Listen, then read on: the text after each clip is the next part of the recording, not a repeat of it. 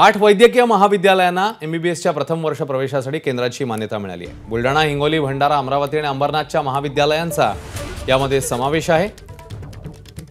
जालना, वाशिम, गडचिरोलीच्या महाविद्यालयांना एमबीबीएस प्रथम वर्ष प्रवेशासाठी ही मान्यता मिळाली आहे। केंद्रीय आरोग्य राज्यमंत्री प्रतापराव जाधव यांनी एबीपी माझाला ही माहिती दिली आहे। तर प्रत्येकी 100 विद्यार्थ्यांना प्रथम वर्ष एमबीबीएस करता प्रवेश मिळणार आहे।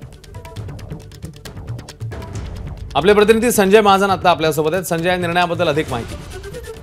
नक्कीच अश्विन, गेल्या वर्षी केंद्र सरकारने राज्यात 10 वैद्यकीय महाविद्यालयांना मंजुरात दिली होती। त्यापैकी आता यंदाच्या शैक्षणिक वर्षात म्हणजे 2024-25 या शैक्षणिक वर्षात राज्यातील 8 नवीन वैद्यकीय महाविद्यालयांना प्रथम वर्ष एमबीबीएस प्रवेशासाठी केंद्राने आजच मान्यता दिलेली आहे। यामुळे राज्यातील जवळपास 8 वैद्यकीय महाविद्यालयात प्रत्येकी 100 विद्यार्थ्यांना प्रवेश मिळणार आहे। त्यामुळे राज्यातील वैद्यकीय शिक्षणाचा कोटाही वाढलाय।